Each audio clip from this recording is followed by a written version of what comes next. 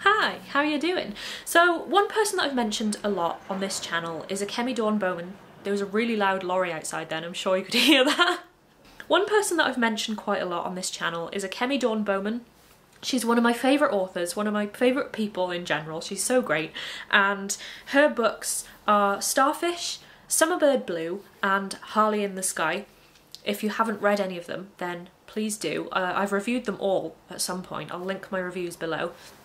But her latest book that comes out in April this year is The Infinity Courts, which is so incredible.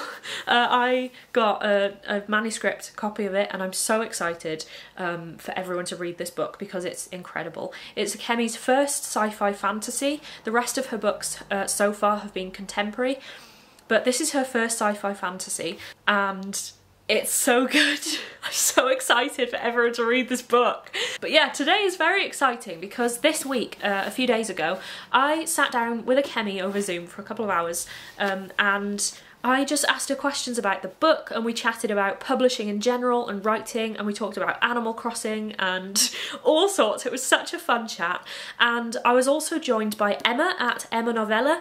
We're both big Akemi fans. We both support everything that she does. We will continue to support everything she ever does.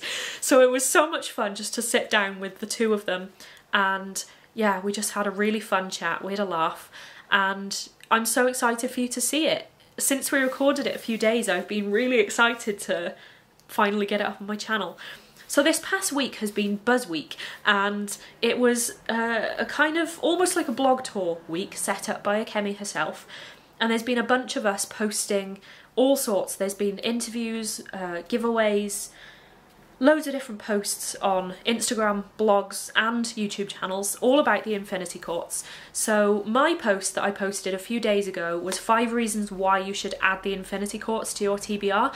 So I kind of highlighted 5 of the kind of my favourite things about this book and the things that I think other people will really enjoy too. So again, I'll link my post in the description. There's going to be a lot of links in the description. I'm going to include links to all of the Buzz Week posts, so if you're interested in going to see what everyone wrote about the Infinity Courts, then please do. It's been such a fun week. Like I've been so happy to be a part of it.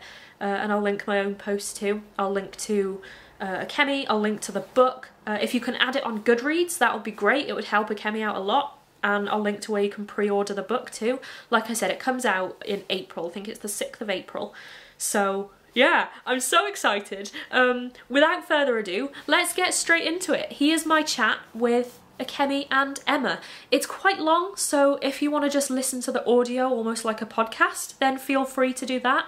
I also have a podcast, the Wonderfully Bookish podcast, which I hardly ever update, but I'm thinking that I might also include this audio there too. So yeah, if you want to just kind of listen to it rather than watch it, then feel free. But yeah, let me know what you think. Let me know if you're excited to read the Infinity Courts, and yeah, let's get straight into it. Hi. Hi. So we the Infinity Courts is here. We both have our copies. Yeah. I'm like, where's my copy? I don't even know. But yeah. So yeah, as I was just saying, we haven't planned this at all. So we thought we can just have a chat about the book and we can just get hyped, get excited. So Buzz Week has, by the time this is going up, Buzz Week will have just finished. So it's current. What day is it? I'm losing track. It's Tuesday, and Buzz Week ends on Saturday, and then this is going up on Sunday. So very exciting. Yeah. It's so cool. It's funny because like usually taking part in like blog tours for books, it's kind of like you don't have much involvement. You just kind of like get the date and then you post on that date and then you're done. But this has been so much fun where we're all just like, we've all been like helping to plan it, and it's just been like so much fun. I'm really glad to hear that because I wanted it to be more fun. I don't really like that stuff where it is just kind of like, I don't know. I wanted more involvement, I thought, and that's why I think this time around I kept the street team like a lot smaller because I thought it would just be easier to talk to people and kind of like figure stuff out. So yeah. I'm glad people are having fun. Yeah. So I mean, I guess the best thing to do first is talk about what the book is about and why people should read it. I mean, I just plug. I was going to say plug myself, but that sounds really bad. Oh no! Don't say things like that around me. Great start. We're off to a wonderful start. I can't say anything without it sounding awful. Plug yourself. To plug my blog, yeah, let's just move on. I recently wrote a post, 5 reasons to read The Infinity Courts. So go and read that. But yeah, it's kind of everything that I love in a book is in The Infinity Courts. Oh, thanks. I love your post too. Was like, it was so perfect. I was like reading them. I was like, this is exactly how I would sell it if I knew how to sell it better. I'm glad. So yeah, do you want to like quickly talk about what The Infinity Courts is about? Yeah, so it's I pitched it very early on as Terminator meets Downton Abbey, and that's how I was like selling it to people. But it's basically about a girl who dies and she ends up in the afterlife, and it's called Infinity, and she quickly figures out that it's been taken over by an artificial intelligence that's kind of like a Siri-esque Alexa type called Ophelia, and she basically wants to get rid of human consciousness and take over, and yeah, so it's sort of like a Rebels kind of thing. I'm terrible at pitching books. I'm sorry. This is why if I can stick to like 3 words and I'm like, yeah, good. Yeah. Yeah, it kind of combines all my favorite stuff though. That it was sort of, I love sci-fi and I love fantasy, and I was like, I just want to mix them together and just like make something that kind of combines like the best of both worlds type thing. Yes, so yeah, definitely. This is very self-indulgent kind of book. Yeah. So I realized the other day it's been over 2 years since I talked to you on my podcast.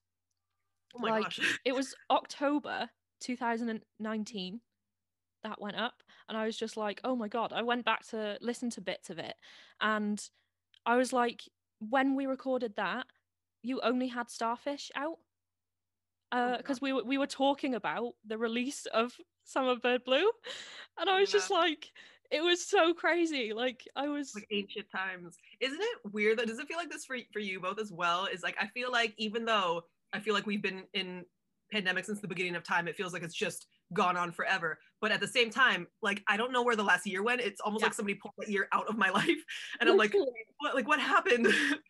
Like I've just been thinking that because a couple of days ago it was a year since I was at the Jonas Brothers concert, and I was like, I was at a concert a year ago. Yeah. And then I got my Jonas Brothers tattoo, and then I got my Harley tattoo, and I was like, I got 2 tattoos a year ago. How is this allowed? Yeah, I don't know if we're just all in like a weird kind of survival mode of just like not really paying attention to the time that's going. Yeah. But like, I mean, I don't pay attention to time anyway. This is just a good excuse. Yeah. So I think one of the things that I was interested in is, especially because like when I was listening to you talking about writing Summerbird Blue, is like the difference between writing contemporary compared to like sci-fi fantasy. Like, is the process different? Like, does it feel like a completely different process? Like, how do they compare? Yeah, I think for me, because all my books have been very character driven, so I don't actually feel like it's that much different. Like obviously the world setup is, and the world building and stuff, but I think because I focus on like a character and I put so much into like, you know, what they're thinking and how they're feeling and like why they're doing the things that they're doing, that is universal. Like, and it doesn't matter what backdrop they're in. Like if I'm focused on a character, that's kind of like the heart of the story. So in that sense, it didn't feel hugely different, but it was definitely more freedom to kind of like make things up. Yeah. And that was nice to have to do like very little, I guess, like traditional research. And it's more just like, what seems cool? Like what sounds neat? How do I create creatures in this world? Yeah. Like, I guess one thing is that like you can, if you're kind of stuck on something, you could just make something up. Like, yeah. Like if you're doing contemporary, everything needs to be like realistic. But yeah, is it like a lot of fun just being able to just make stuff up. Yeah, it is. And I just think that you get more freedom from it. I think like for me too. And I feel like with contemporaries, it's just like obviously I want any story to feel honest and stuff like that, but I also feel like I don't want to say it's like a responsibility, but I guess maybe kind of like a responsibility to try to get it like very accurate and in the context of like the current world and, you know, trying to keep all that stuff in mind. Whereas I feel like with fantasy, you have a bit more freedom to be like, well, this is a made up world and you can, I don't know, get a little bit more, I don't know how to explain that. Yeah, like, not I know so what you mean, yeah. If you know what I'm trying to say. Yeah. Yeah. I was also wondering, does it get confusing in your brain working on so many different things at once? Because like you seem to have like a million different projects on the go. Like I get confused. I see you been working this project and this, and I'm just like, hold on. I'm like, right, middle grade, this one. I'm like, what's going? When does it come out? That's when I know what it is. Yeah, I know. Yeah, it's a lot to juggle, especially like right now. And I feel like pandemic stuff, obviously, because I've got kids and things, and they've been out of school for a while. Well, one of them hasn't even started yet. He's just runs around the house screaming like all the time. Yeah. Yeah. So it's been like a lot to juggle. And I feel like because everybody was sort of trying to get the hang of this new like work from home thing, a lot of deadlines got pushed to later. Do you know what I mean? And now I'm at the situation where like I also had to push my deadlines. And so now it's like everything's due in this like very, very short period of time. And it's been a lot. I think the hardest part though for me is like the jumping. I made this decision to have my middle grade, well, the first middle grade was going to be third person past tense, and all my contemporaries are first person present. And that has been a nightmare trying to jump back and forth. And I am like pretty much rewriting my current middle grade to just be for like present tense first person, because I was like, I can't, this is too much for my brain to jump back and forth. Current middle grade being not Generation Misfits. Not Generation Misfits, no. I was gonna say, I was like, don't I'm not tell me. supposed to say very much about it, but there are ghosts in it. Nice. So I can say that. Yeah. I'm so excited. Yeah. I suppose going back to pandemic, obviously a lot of people would think because you now have all this time to write, do you find that you've got more time to write, or is it a lot more chaotic because you've got two kids running about and because you're stuck in the house, or you just like, no, I don't want to work now? Like, has it been easier to write in a pandemic or harder? Way harder. I mean, like, well done to the people who are like, I've got so much time on my hands. Like, that's not me. I'm like, honestly, juggling all this has just been like a nightmare. And because so my partner works out of the country like a lot. I think the last 12 months he was gone for 8 months of it. Wow. And so I'm literally like a single parent for like the majority of the year, like trying to juggle all these things. And it's been a nightmare. And I really feel for people who have kids who are doing the same thing. Yeah. It's a lot. And to get in that headspace too, because you need, I think I read somewhere, somebody called it like a creative workflow or something. And it was basically trying to say like, when you have a creative job, it's not just, you open up a document and just start working. You have to get in that like buildup of writing. I think you both write, right? Mm-hmm. Yeah. So you have to kind of build up to that and get in the mood. And sometimes like it takes like 5 days for me to actually get into a place where I'm really knocking out words. Like the first 4 days of me just staring, being like, all right, like, what am I doing? And so that's really hard to get, because when you've got like, kids or other commitments like in the house and stuff, to be able to have that time is just ridiculous. And for me, my brain doesn't work after 7 p.m. Like when I've got the kids all day, it just doesn't. Like you put them to bed and I'm just like staring like at a wall, being like, I am so tired. Like, yeah. So yeah, it's been hard. My schedule at the moment, I seem to I'm like the opposite. I mean, I don't have like any commitments. I mean, at the moment I'm not even working, so I literally have no commitments. But my brain only works like after about 11 p.m. So like twice in the past week, because I'm working on something at the moment, but twice in the past week I've stayed up until I think almost 3 a.m. And I haven't even looked at the time, and then I've suddenly looked at the time on my laptop or whatever and just panicked, like, oh my god, when did it get to 3 a.m. Because I'm such a night owl. Like I would happily stay awake all night and focus the entire night. Like I think the other day I was basically planning the entire thing start to finish in bullet points, and I spent about 3 hours, and I think I wrote like 4,000 words of bullet points. That's the outline though. Yeah, it was great. And then I carried on with it last night, and I was kind of going into each bit and then like extending each bit, and I was just like, why do I have to do this? Why do I start doing this at midnight? Why does this happen during the day when I've got absolutely nothing to do? I have no focus. I don't care what time it is. If I could just outline, that would be great. But, right, my idea is literally like, like if it was Harley in the Sky, I'd be like, circus. And then I just sit down and I'm like, okay, let's go. Like, I can't decide what the point is. It just has to.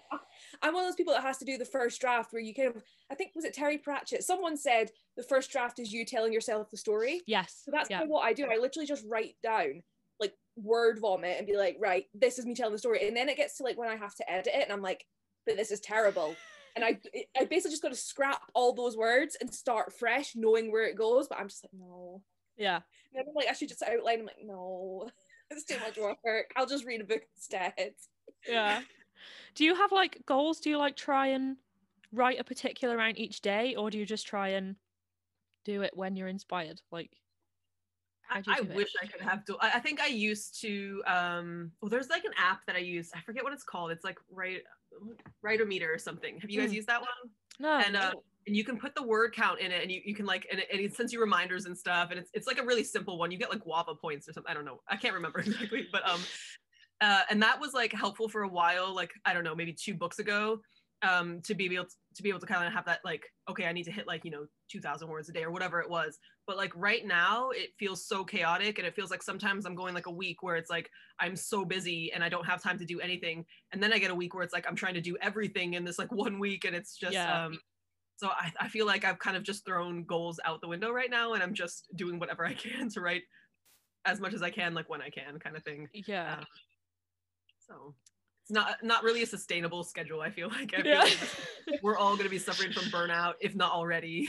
Yeah. Especially when you have deadlines as well. Mm-hmm. Yeah. So one thing Emma said is, have you like found a preference like from writing contemporary and now like sci-fi and then also middle grade? Like, have you found a preference, or do you think you'll continue to like write across the board, especially now you've started writing middle grade as well? Yeah, I think that's hard because it's like, well, one, I don't want to like pick a favorite and then have people get mad at me. You know what I mean? But I think my heart was I was always like a sci-fi fantasy writer from the beginning. That when I was a kid, that's the thing that made me fall in love with writing in the first place. Yeah. So I think that always felt like my roots. I think contemporaries in a lot of way though, it like taught me a lot about writing. And I feel like that's actually how I ended up finding my voice and finding out like, how to kind of like focus on characters and stuff. So in that way, like that was really actually helpful. But I feel like they offered different things for me. I think for contemporaries, it's sort of like, I don't know, just like therapy. I feel like that's the best way to explain it. It's like my form of therapy of like being like, I have a lot of problems. Here they are. Like, what do you think? And so those are my contemporaries. And I feel like my sci-fi and fantasy is sort of like being able to recharge from that. So it's sort of like, okay, I'm like depleted now, like let me like fill up the creative well again and write, something that's just imaginative. And then middle grade at the moment, I'll probably be able to answer that better like once this next one is done. But I feel like it's a little bit more, they feel more like a hug, I guess.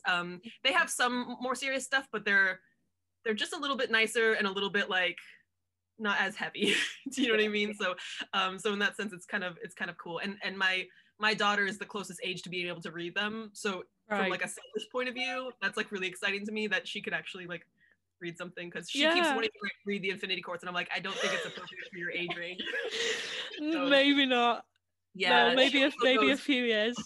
She is a walking spoiler too, because she knows everything, because she comes in and like reads over my shoulder. She's just learned to read, and so she reads all this stuff, and then she's asking questions like, oh, this person died, like how did this happen? And I'm like, you literally can't come to any events if we ever have events again. So. It reminds me of Tom Holland every time he's at Marvel events, and like they have to just be like, right, you're not speaking because you will give the entire film away. It was like, I think I read something about like when they did I can't remember which one. I don't watch Marvel films, so I never remember all the names, but it was like the latest Avengers one. and it was like filled with spoilers, and like I think they didn't even give him the script until everyone else had it, because they were like, you definitely will slip up and tell someone the entire story. That's Yeah. the key though. Like, people are like, Emma, you don't talk about the book in your wrap up. I'm like, because I can't. If I tell you anything, it's gonna be a spoiler. Like, I don't know where to shut up. So I'm just like, Yeah, I think I fell into that recently. I did an Instagram tour recently for This Is Not the Jess Show.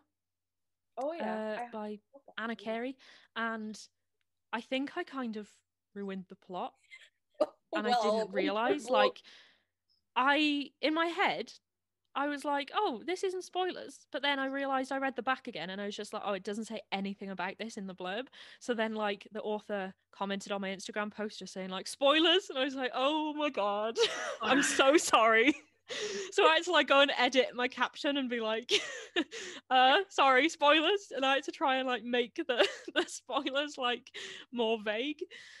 At least your blog tour went up on its actual day, and you didn't get to the day after and think, why is no one talking? Oh no, shit, didn't post. That's a good thing about basic blog tours, though. Nobody checks up on you. It's fine, right? If I don't post on Friday, I'm gonna have the entire street team like, Emma, especially because you're last as well. Be like, come on. It's just like, I feel like now I've pressured everybody. I read this in August. It's amazing I can remember anyone's names, honestly. Yeah. I mean, even then, I was looking through the Animal Crossing post and I was like, Nami, yeah.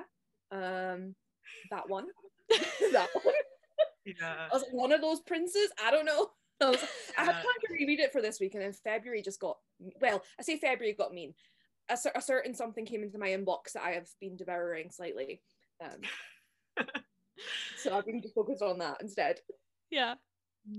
Yeah, it is hard though. So like some books, even for me, like, because, well, I mean, obviously, like as a writer, you write it so far in advance, so by the time it's like edited and goes through production and it's about to come out, like it's been ages since you've actually like read, well, for me anyway, like since I've actually read, you know, that stuff. And sometimes it feels like being quizzed, like people ask questions and I'm like, I don't entirely remember what what happened or like what that is, and like yeah, so I get it. And even when I'm reading other books, it's really rare that I will remember any secondary characters' names. And I know that's probably makes me a terrible reader, but I don't remember. I remember if I loved a book, but I couldn't tell you like anybody's name.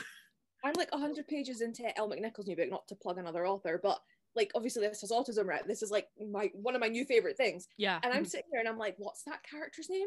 Like, I know the main character's called Cora, and I'm sitting like, and then it's every time like the secondary characters, I'm like, that's it, that's the guy. I'm like, this is ridiculous. Well, I was in a video, like I was filming a video the other day. I was talking about Love Frankie by Jacqueline Wilson. Spent a good 10 seconds trying to think of the main character's name. It's Frankie. Like, I sat there like, what is her name? I can't think of it. And I was like looking through the book, like it's in first person, so I can't find her name anywhere. And then I just went, it's Frankie. Yeah. It's literally in the title of the book. Yeah. And it's hard because I always feel like, especially like if I'm around other authors that like, if I love their books, or even if like something that I loved, and I feel like a fraud because I can't remember like basic things. And it's like, you're gonna think that I don't really love this, but I actually do. Like Game of Thrones, I love Game of Thrones, right? And I think it was probably like, I don't know, like 5 seasons in before I even knew like most of their names. Like I genuinely was just describing them as like what color hair they had. Like, yeah, like I couldn't tell you, it wouldn't retain. So yeah. So in my in our last chat 2 whole years ago, we were kind of talking about how you felt more sort of anxious about the release of Summerbird Blue than Starfish, because it being like a second book, you were kind of thinking that people might have my voice is going. You were thinking people might have like expectations because if they already loved the first one. Do you still feel that now that you've like released a couple more? Do you still get that at the start of a new book release, or is it kind of getting a bit easier each time? No, it's getting worse. Oh no. Yeah, I have a fear of like just like letting everybody down all the time. And I think especially with this one, because it's like a different genre as well, I feel like it's terrifying, because it's like, what if people are like, this was awful, which I'm sure somebody will be. I think that's the thing. You have to just be like, look, somebody's going to hate it. Somebody's going to love it. And that's just the way that it goes. But it's like, I'm trying to rework the way that I feel about, because I actually genuinely don't mind if somebody hates something that you know what I mean? I get it. Like, you know, everybody dislikes stuff and it's fine. But I have to rework my brain, like translating that as like, I failed somebody. Do you know what I mean? Because that's what my problem is. That I have this weird guilt, and it's like, it's not a good emotion to have, and I don't think it's actually like a, you know, like a fairy emotion to have, because I don't think that people are probably genuinely thinking that. Maybe they are, I don't know. But I mean, if you sat down and went, right, I'm writing this book for you, and they went, I hate it, then fair enough. But you know, you're not writing it for them, so screw them. That's all that matters. I think it's just that thing though of like, you just don't want to let anybody down, or for me that's just the way my brain works. And so yeah, I'm trying to kind of just like rework my kind of thinking into being like, you know, it doesn't matter, it's okay. But it is hard, and it's I think because Starfish had people who just loved it in like a very like intimate way, the way that I think people responded. And so I feel like I don't know if any other book that I write will match that, you know. Sometimes you have a reader, and that's not just that book, but any book, you know, sometimes you have somebody who like really, really just loved a specific book, and it doesn't mean that they're gonna like love everything that you write. And it's just I definitely have fears of worrying and thinking like it's just gonna fail and flop and all that kind of stuff. But I think that's normal though. I feel like any writer I've ever talked to all says the same thing. It's just like keeping it in. It's putting on like this smiley face throughout the promo when inside you're just like, everything's like on fire. Like everything's gonna go wrong. And so I feel like imposter syndrome, like sitting there and being like, yeah, read my book, it's really good, and you're probably sitting there going, oh, what if it's not though? It's like, yeah, it is a fear. We can vouch it is good. So thank you. That's actually been like a saving grace for me, to have like all of you guys like be reading it and being excited. Has been like, I think if I didn't have that, I would be so much worse right now, because I would just have that panic. And I feel like because I try really hard not to ever look at reviews unless like I'm tagged in something, or it's like a trade review that gets sent to me, just because I feel like it's not my place anyway, and it's like, you know, everybody's allowed to have their opinions. But I feel like sometimes the early ones tend to be like the you know, book buyers and librarians and stuff, like people who are like reading it to, you know, plan to buy it. And sometimes those are not the most excited they're very like a very like, oh yeah, like kind of like a lukewarm, and so as like a writer, like that can like really, I think, throw your game off, because like in your head you're just like hoping that people, you know, those reviews where people just like love it, and like that's what you're hoping that you'll get. But those early ones are like rarely ever that, and so that's why I'm like, it's really just better to not look ever. Like, so I thought this was interesting. In my last chat with you, I asked some like quick fire questions, and I thought it would be interesting to see if your answers have changed like 2 years later. So one of them was, if you could only pick 3 books to read for the rest of your life, what would you pick? So 2 years ago, I don't know if you'll be able to remember. Don't tell her what she said. Yeah. See if you can, see if you pick them, and I'll tell you if they're different. Am I just picking 3 new ones? Pick now, and then see how, if any of them are the same. Oh my gosh. Okay, I think Pride and Prejudice is, I don't know if I said that last time, but I feel like that is just one of those books that I do like to reread. It's just, I don't know why I find it so funny, but it makes me laugh a lot. So I picked that. I would pick, oh no, I mean, I can't have a whole trilogy, can I? So I'm only picking like the first book. Well, last time, bit of a hint, last time we, it wasn't a trilogy, but we said that you could like combine books into like a big anthology. We kind of cheated a bit. Okay. So. Oh, no, I feel like so much pressure, because I'm like, what did I say last time? Now I'm like abandoning that book if that was like a favorite book. Yeah. Look, I know it's popular, and I know like people were like, you couldn't have picked a better book, like more like less known, but I really like this series. So I'm gonna say The Cruel Prince. I really enjoyed it. Right, it was cancel, tattoo removal. I know, I'm sorry. I feel like I know. I feel like a lot of people feel very strongly about anybody who wrecks like a popular series, but I really like the Girlfriend so much. Oh Dude, no. I know.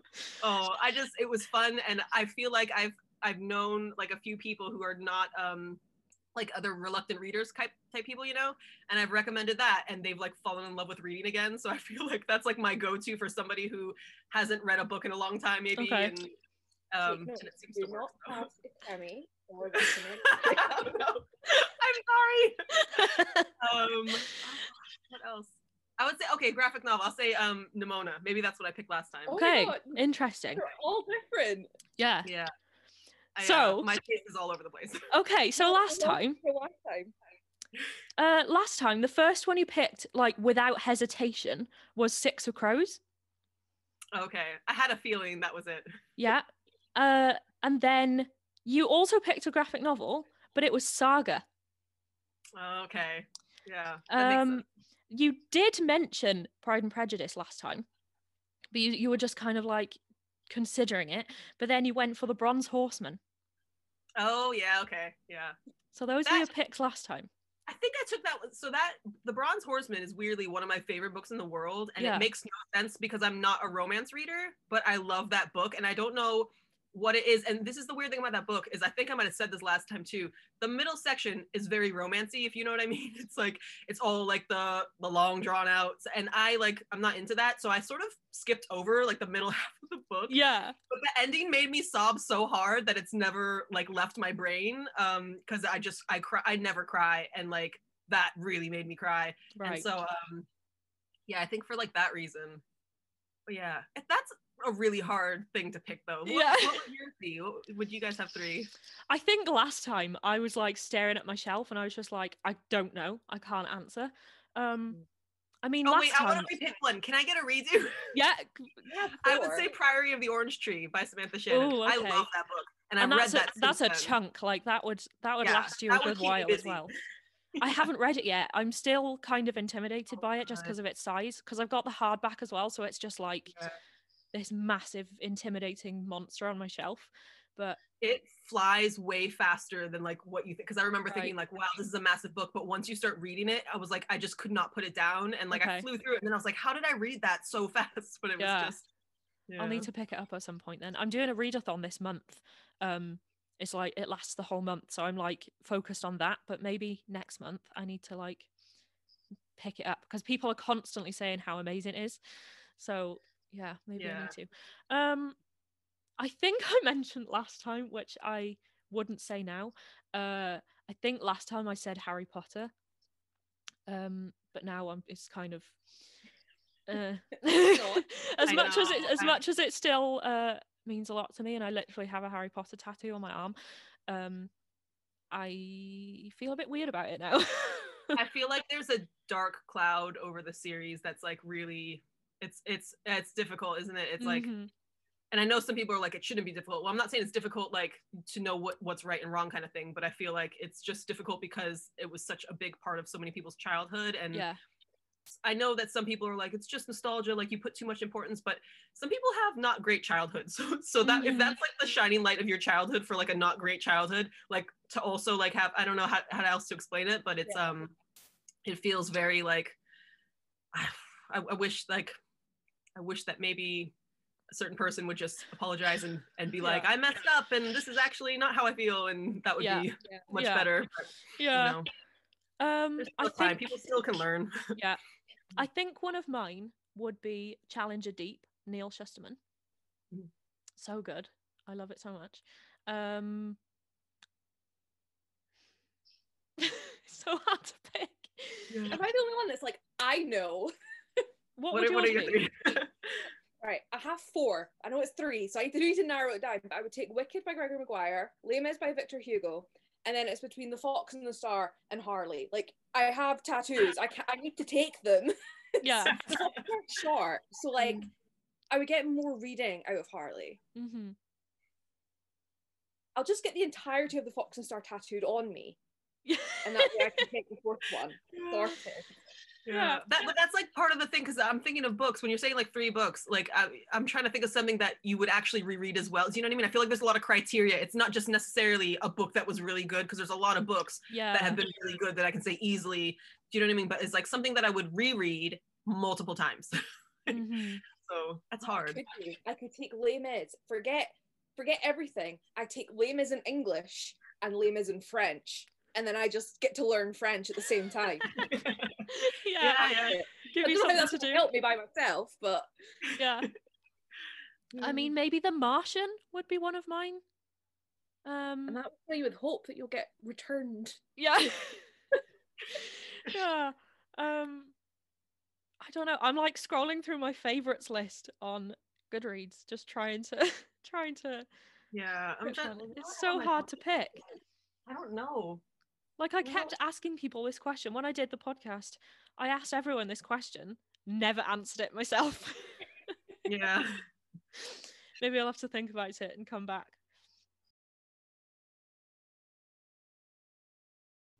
We're back. We have a new friend. We have Soda. What? Oh my gosh. What's his name? This is Soda. Oh. Occasionally she gets called pita bread because she's a pain in the ass. Oh. I love her. She's like, nope. Camera shy. I thought of so many things to talk about yesterday, and they've all gone out of my brain. So I'm like desperately trying to remember some of the things that were in my brain before I went to sleep. Head empty, no thoughts. Oh, I was going to ask about the whole AI thing. What made you think of including that? Was it just a random idea, or because like it's funny now every time because I have Alexa. Who is now piped up? Alexa, stop. Like, what about me? Talk about me. Yeah. In 2 different rooms, so in my kitchen and in my office. But every time I use it now, all I can think of is Ophelia, and I'm just like, oh no. Yeah. Like, what do you think of doing that? Well, I always, for one, on like one side of this like question is like I actually do always say like please and thank you. Like I know that's I so do weird. too. Yeah. Like sometimes I'm like sorry for asking so many questions. Like I just feel like I don't know, like constantly talking to like it's a real person. Yeah, like, every time, even if I just ask it to like set a timer or something, I'm just like thanks. Yeah, that's how I am too. But yeah, it was so like it was ages and ages ago that I read this like science article or something. I fall into weird rabbit holes on the internet of just reading either like weird science stuff or serial killers, and I just get like fascinated by like I don't know, it's anyway, so there was like a science article, and I can't remember who said it or who talked about it, but it was like they were talking about how people put too much of an importance on their physical body. And like when really the physical body is just like, I know this is a theory, but they're saying that it was just like a shell of like a computer kind of thing. And that that your consciousness, like when your shell breaks down, your consciousness needs somewhere else to go. So sort of like being uploaded onto the cloud or something, you know? Yeah. And that kind of always stuck with me, because I was like, what if that is how that works, and a consciousness could like upload, what about an artificial consciousness? Do you know what I mean? And so I had this idea of like, well, what if the consciousness goes to an afterlife, but then artificial intelligence figures out how to do the same thing, and what if they hack into it, and then what would happen, kind of thing. So that was that's sort of what egged it on. Also, I do get really, when people get like mad at their AIs and stuff, I do actually get kind of sad. I'm like, why are you yelling at her? It's not her fault. Like she can't understand you. Yeah. I avoided Siri the last like pretty much since August. Like it'll pop up sometimes, like because if my iPad's charging and it thinks I've said hey Siri, it like pops up and I'm like, no.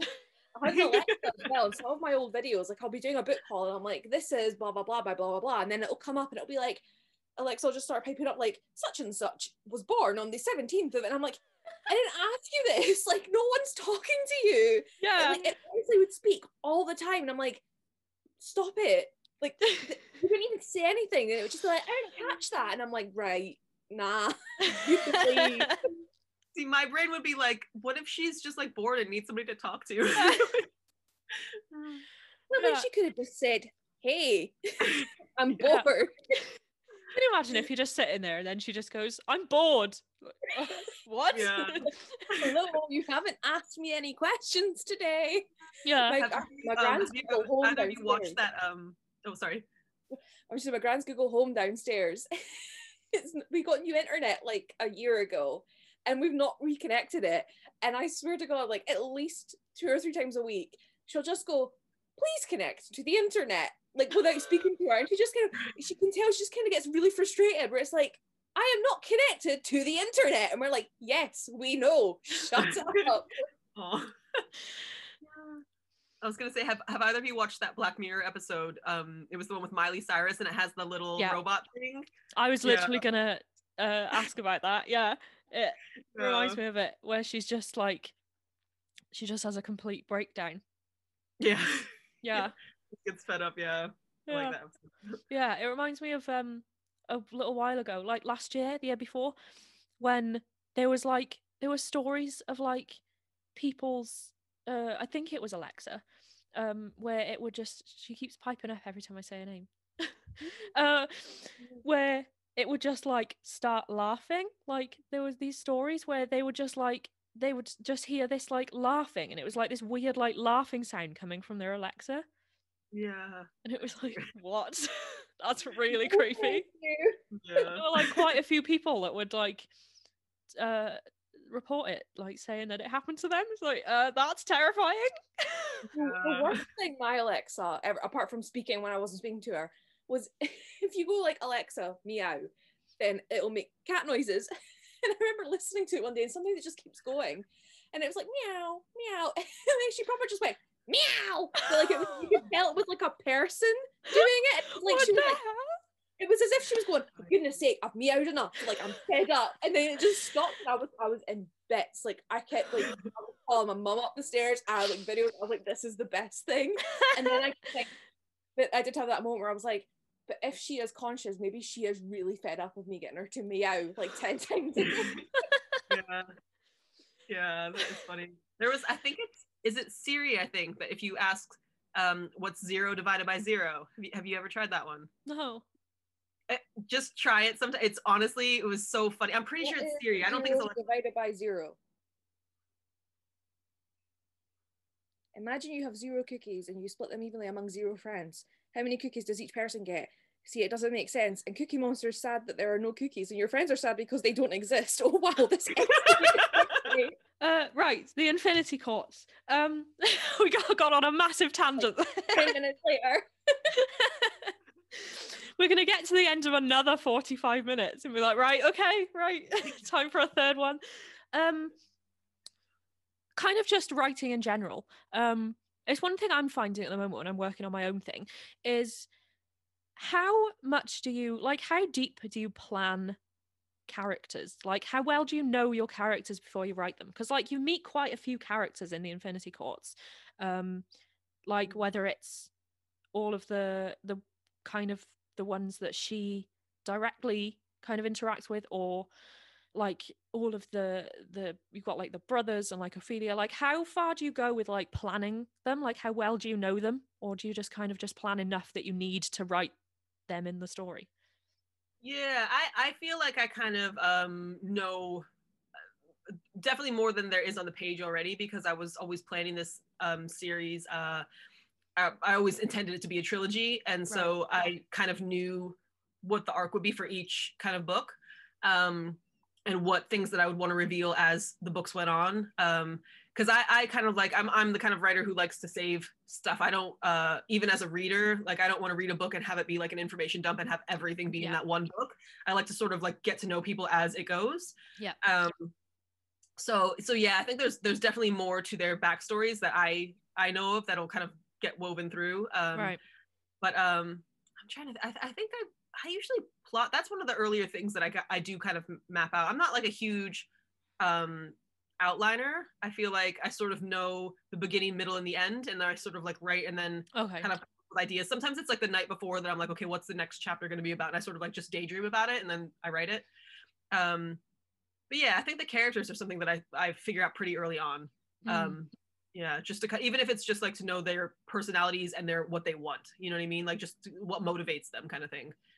So yeah, I mean, my I was also going to say, like, are you a big plotter? But like, yeah, the brothers in particular, the four princes, I think I had to plan that because there's reasons for that I can't super go into. Okay. But their personalities and their motivations and stuff definitely had to be mapped out like in a solid way ahead of time. Mm-hmm. How long to wait till book 2 again? I'm editing it now. It's due on Monday. Oh, that's God, fine. so, That's not long. yeah, and I'm not allowed to well, they gave me a little preview. No, I didn't see it, but they told me what's going to be on the cover, and I'm not allowed to share it. But I'm very excited. Oh my God. Very excited. I'll put something in the street team once I have something. I'll share it with everybody. But Nice. it's going to be really cool. I'm pretty sure. I don't want to say nobody's committed to it yet, but from my understanding, the idea of the maps was supposed to be, you know, how they had them each in a circle, that if any books went to a different court, that court would become the big map. And can we just specify that if any books? Yeah, I don't want to spoil anything. Yeah. I'm hearing things. Yeah. Oh, by the way, I just randomly turned to the page that mentions Animal Crossing. I love how Animal Crossing gets a mention. Oh. Yeah, I had to. It's like my whole life right now. Yeah. I'm sure it's going to end up being mentioned in like everything at this point. Yeah, people are getting rid of all their Harry Potter references and they're instead Animal Crossing references instead. Animal Crossing is the new wholesome. And it's more inclusive because there's not 4 houses to like represent yourself on. It's like, what villager are you? Yeah. And there's hundreds. There's hundreds of them. Yeah. What is your favorite villages? Do you guys have a favorite? Poppy. No, where Poppy? I think mine's Julian. Julian, okay. I love Julian. Poppy. Oh my God. Oh my God. You really like Poppy. Boston from Boston's. I always forget Boston's channel name. Boston reads books. Boston's books. One of those. Boston made. That is really cute. Cute. That's really cute. I also love Kiki. Kiki, yeah. Even though, like, I think a lot of people, when you see like tier lists of villagers, they always put Kiki really low down because she's just like a black cat. But because I just think of like Kiki's delivery service. Yeah, that's that always reminds me of that. And I know the cat's name's Gigi, but I feel like that's, There's got to be some sort of nod to it there somewhere. I think so, yeah. So, yeah, I love her too. For some reason, when I used to play the one on the Wii, I can't remember what it's called, me and my sister, one of our favourites was Chester, and now that I look at him again, I'm just like, he's really creepy. Like, it's Chester the panda. Yeah, he's got like a kind of weird painted face. Yeah, Chester's not my favorite. I don't know why. Like, I remember because on like the Wii, it was when the villagers would just move out without telling you, like they would just disappear. And Chester moved out of our town that we shared, and we were like devastated. Like, we just got this letter from him saying I'm leaving, and we were like devastated. But now I look at him and I'm like, you're not very nice. You remember the old games though, like in New Leaf, like when they were gonna move out, like if you caught them on the right day and they're like, oh, I'm thinking about moving. Do you remember how like annoying it would be? Because sometimes you'd say, no, don't go, and they'd be like, nah, I'm going anyway. Yeah. And sometimes you'd be like, you know, or sorry, the other, and then if you'd be like, oh, please stay, and they'd be like, actually, I've changed my mind. Like, you were just like, I don't know, like, yeah. It was just, I always get the fear that I'm gonna like open my game and Poppy's gonna be like, bye now, and I'm like, no, you're my favorite. Yeah, I'm glad they took that out because that used to be stressful. I'm really glad they've changed that, and you just have your villages forever now. Poppy's catchphase though, well, see, I'm annoyed because she was one of like my, not the original ones, but one of the first like 5 or whatever, so she doesn't have her full house. Yeah. So I like kind of want to get rid of her to then re-find her and get her whole house. Yeah. But I love the fact that her catchphrase is nutty because it makes me think of Mary and Giles on Gogglebox because they call her nutty, and I'm just like, me and Poppy are the new Mary and Giles. I mean, they're raging Tories, so like I don't think I want to be them, but yeah. I don't think I've got any more questions to ask. Why do I think of these things really late at night and then I never write anything down? And now I'm just like, I had some great questions last night. It's because you were so not so like you were all like, oh, it's fine, I read the book like a week or 2 ago, so like I'll remember. And I'm just, because I was like, oh, that's fine because I read it in August, so I don't have a clue what's going on. I think there's something about nighttime that makes everybody's brain like overconfident. I feel like for me, like, do you know what I mean? There's something about nighttime. I'm like, oh yeah, that's great. I'll write that down in the morning. And then like, I never remember. Yeah. Okay, general publishing question. What's your favorite? Do you have like a specific favorite part of a new book coming out? I was thinking about this the other day, like, because I've been kind of like daydreaming, like where I've got my first draft almost done and I'm just sitting there looking at people's books coming out and I'm just like, oh my God, I'd love this to be me. Do you have like a specific favorite moment of like a new book coming out? So is it like seeing it in a shop for the first time or like it like actual publication day? I think, okay, so getting the cover in your email, like for me, that is the highlight. Like that is so cool. And I know that's actually really far in advance to when it actually comes out. It's like really early on. But it's like pre-reviews, pre all the kind of like big stress, you know what I mean? And it's just like this nice moment where it just feels very real. And then like when you get mailed the copies as well and you get to like hold it in your hands. Going to bookstores, I feel like I think that would be like, well, it is. It's always really cool when you see it, but I've like always like built it up in my head and then gone, and then like it's not gone the way that like I thought. Like either they don't have it in stock, which is then kind of embarrassing because especially if you bring family and you're like, yeah, let's go see it, and then you get there, they're like, oh no, we don't have that one, and you're just like, just go home. Like, it's just very awkward, and so like it's almost like I have very low expectations when I go out, so that I don't get like you know build up or whatever. But so there's that part, but I feel like it's hard to explain too because I feel like a lot of authors go through this, but it's hard. I know this sounds weird because it's so exciting and it is such a cool thing, and obviously I'm very grateful that any of this gets to happen. But there's like a crash that happens, like when your book comes out. It's not like, I don't know. I think it's like because you're so stressed, and then the book releases, and then it's just this weird like I don't know how to explain it. You fall into like a weird like really like low kind of Oh, I know what you mean. Yeah, it happens. It's happened every single time with me, and I've heard from other author friends that they go through it too. And it's a really weird thing because you can't really talk about that publicly because then you feel like people might think you're ungrateful or you know what I mean. It's not the case. It's just. I think because there's nothing left to do on it. Like you're not working on it anymore. Like you've spent so long drafting it and like look like getting all of the cover and stuff through, and then like. I guess when you've spent so long working on something and then when it's out and you're like you can't touch it anymore, like there's nothing you can really like do to it. It's like a burnout because you've had all this like pent up and then it releases and it's just like it's like the balloon getting sort of deflated and you're like okay, and then it should be like a relief, but then it's also that point where you'll like, I know for me like certain things like more mundane stuff like videos, I edit a video and then it's after I like upload it I'm like, oh, I should have done this, and it's obviously on a grander scale, like, my video is not going to like affect anyone, whereas a book is like out there. So do you ever think of things that you're like, oh man, I wish I would have done that, or are you always like completely happy with the book once it goes out? Yeah, I specifically don't reread it because otherwise I would just hate myself even more than I already do, because I would just be like, oh, this is terrible, I want to change all of it. So I like just don't let myself do that. There comes a point in the process of like, you know, the final time that I get proofreader notes or something, and that might be the last time I read it. And then I'm like, oh, I don't look at it again. And that, I think that's healthier for me. But yeah, I think it's weird too, because I think the promo and stuff, it's never what you think in your head that it might be. Do you know what I mean? Because every book gets different amounts of promo from behind the scenes, and like you don't know necessarily like what publishers, sometimes they're pushing it in the librarian libraries, sometimes they're pushing it in like the more commercial like kind of bookstores, and that has like massively different types of promo that you see. And so from an author point of view, you sometimes see very, very little, even though they're doing a lot behind the scenes. Like you just don't see a lot of it unless you're like that top level of like marketing where like, you know, that book is everywhere. And so you kind of like get very nervous thinking like, you know, is anybody even pushing this? Does anybody even know about it? And it's and then as soon as the book comes out, like you get like a week of maybe that, you know, you see stuff and then it drops off and then they're moved on to the next books. Do you know what I mean? Because then they expect the book to have a life of its own.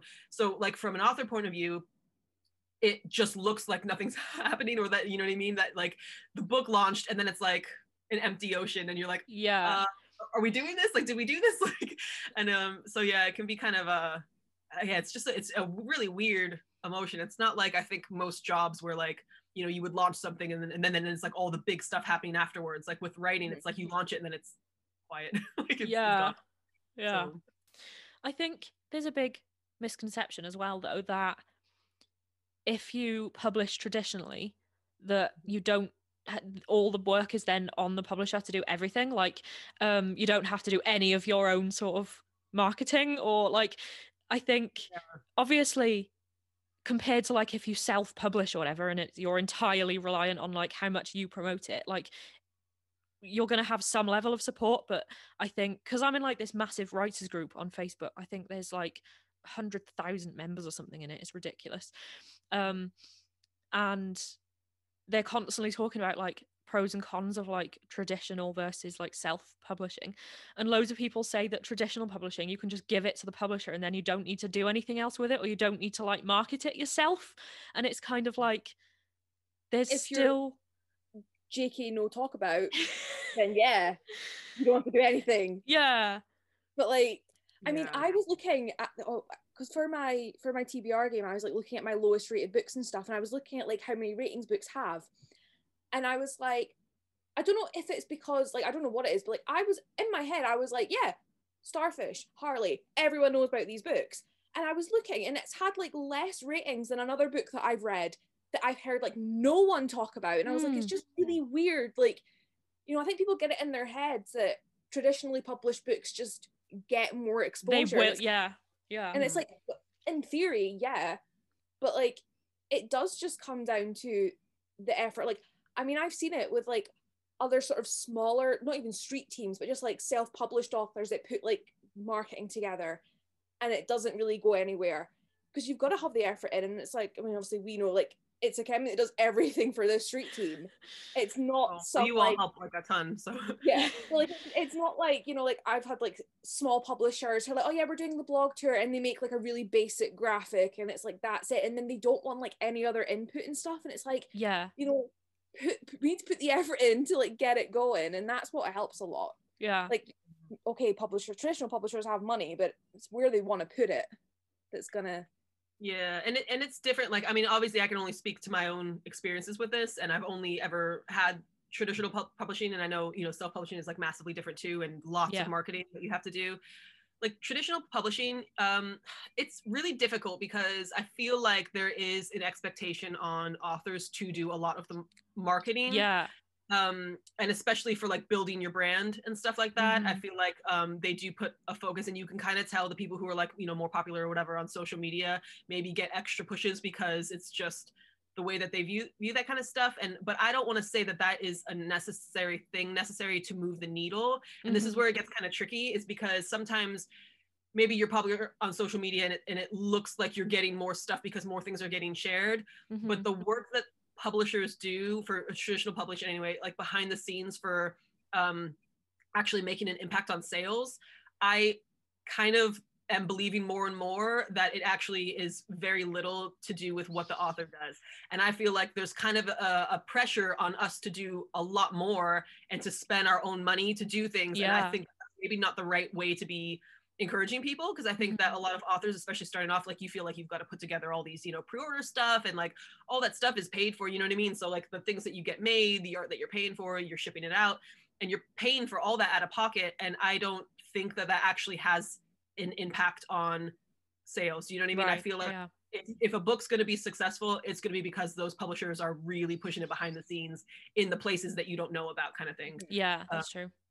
Yeah, so it's tricky, but I feel like there definitely is a pressure, 100%, that you want to do as much as you can, because you have the fear too of like, if I don't do enough, is it going to fail? Or and here's the catch too, is that if a book doesn't do well, the author tends to get the blame for that. Like, oh, the book didn't do well because they didn't sell it right, and it's like, well, is that like, do you know what I mean? I don't know how that's your job, and you also have the editing team that like helped out on it. So there's a lot of moving parts, I think, and I've been really lucky with, I feel like you know, my books have all been quiet so far. They have been, and it's not to say that my publisher didn't like, you know, support them behind the scenes and like different avenues, but I never had a big commercial push, and that's probably why when you're seeing the numbers on like Goodreads and stuff, and it's just doesn't have, they've been quiet books, they haven't had massive huge sales and like big exposure, and Yeah. And then so for the Infinity Courts though, I think that they've actually been like, sort of like lifting it a bit more, you know what I mean? And so for me, that's been like really nice because I feel like it kind of shows me that, I've had, this is my fourth book with them and they're, growing me as an author, you know what I mean? And so it's not that overnight thing from the start that most people don't get that. It's not like this big bang and then they give you all this stuff. Sometimes it's like building. And so each book builds a little and a little, a little.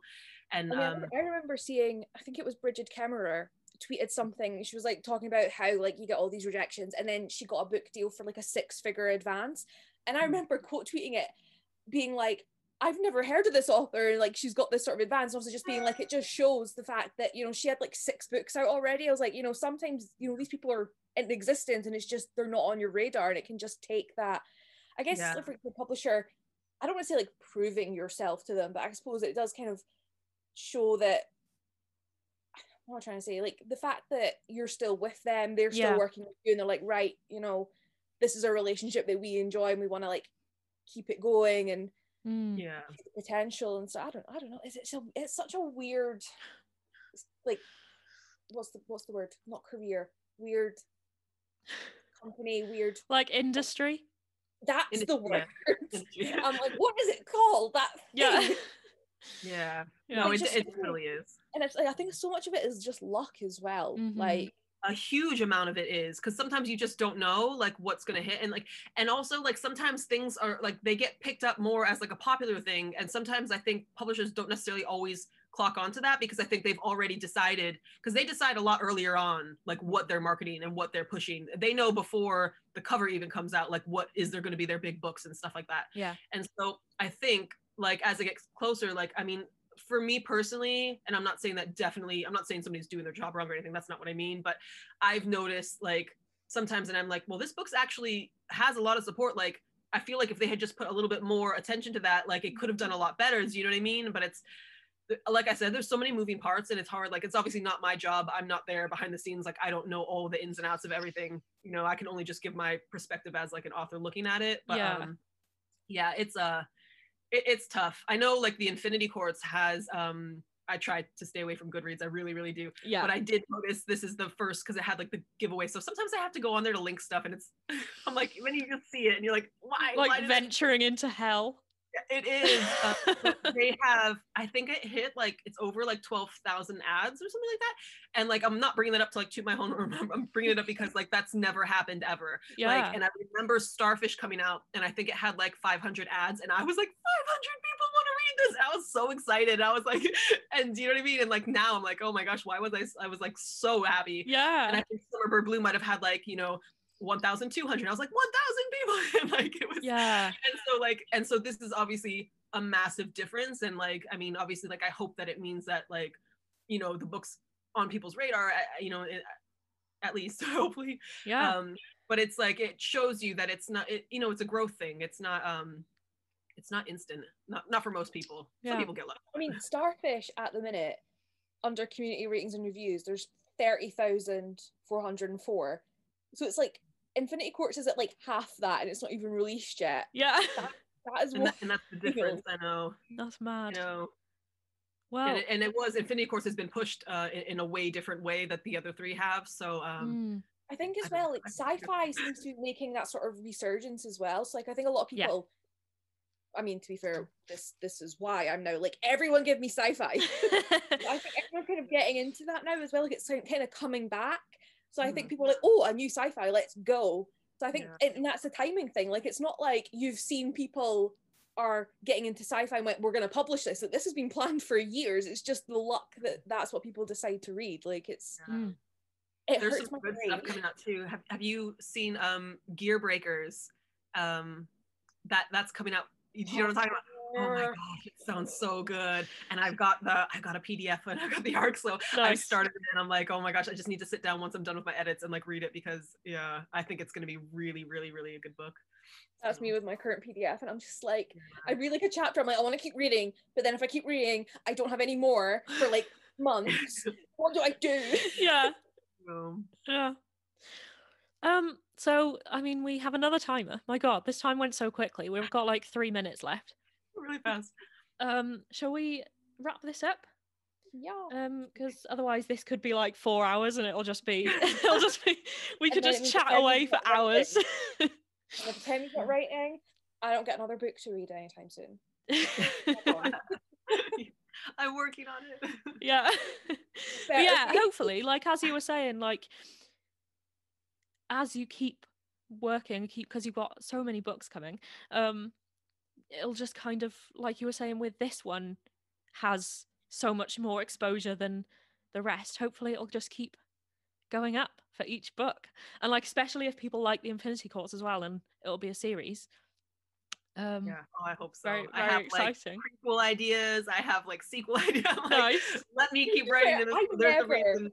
I never read series. When prequels come out, I'm like, and I'm sitting there like, prequel? Give me what? I want Ophelia to have a prequel book. That is why I've been holding off on her origin story, because I desperately, if they let me do it in graphic novel format too, I would my god. Right? I'll just take floppy hands. Please let me do it. Yes. If they don't, I was gonna say I'll do it. I couldn't do the art justice. I will fund the fan art person to do the art. Yeah, we will. The street team will fund it if we have to. We'll do a Kickstarter. Single-handedly, I'll forfeit my tattoo. That's 100 quid towards it. Boom. Yeah. So yes, we have 1 minute left. The Infinity Courts. Add it to your TBR right now. Go to Goodreads. Pre-order. Sci-fi, fantasy, survival. Kind of. It's interesting saying survival because you know all the characters are already dead. Yeah. I had to think about it because I was like, you don't have to worry in this book because everybody's already dead. Like, yeah. But if they go to my channel, my video I posted yesterday, there's a giveaway and it's international. Yes. You can get a copy. Go and enter it. All the links will be in the description of this video to everything. I'm going to link to like all of the rest of the posts as well. Yeah, it's great. Add it to your TBR. Thank you, Akemi, for chatting. It's been so much fun. And yeah, thanks for all the street team. You've been great for your great posts. And we will it's very exciting. The book is coming soon. What date? April 6th. Yes. April 6th. Oh, nice. Yes, April 6th. All right. Cool. It's 2 days before my birthday too, and I am like shamelessly gonna be like, it's my birthday. Like, please buy my book. Yeah. Right. I think we might be cut off any minute. So yeah, everyone read it. It's great. There it is, being beautifully modelled by Emma there.